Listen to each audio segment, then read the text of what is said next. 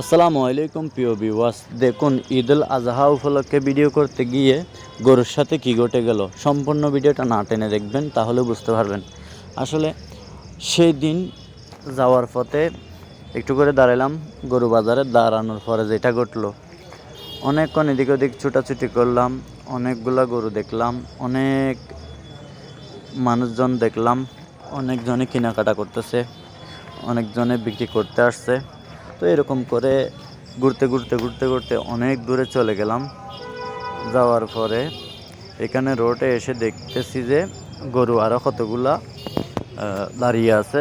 এরপরে যেটা হয়ে গেল সেটা হচ্ছে যে এই রোডের উপরের কাণ্ডটা, আসলে এটা মোটেও আমি প্রস্তুত ছিলাম না।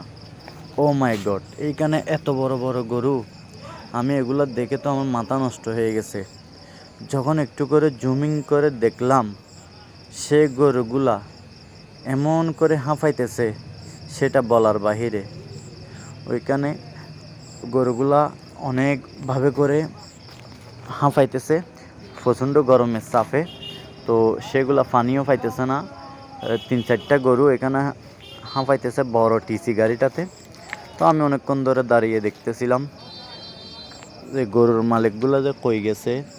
তখন দেখি নাই, আসলে গরুগুলা যে এভাবে আনছে, একটু পানি টানি দিতে পারতো, গাড়ির থেকে নামাইতে পারতো, কিন্তু না নামিয়ে কোন জায়গায় চলে গেছে। আসলে এগুলো তো একটা বোবা প্রাণী। আর সম্পূর্ণ ভিডিওটা দেখে থাকলে ভালো লাগলে লাইক কমেন্ট শেয়ার করে সাবস্ক্রাইব করে পাশে থাকবেন, ফলো করে দিবেন। ধন্যবাদ।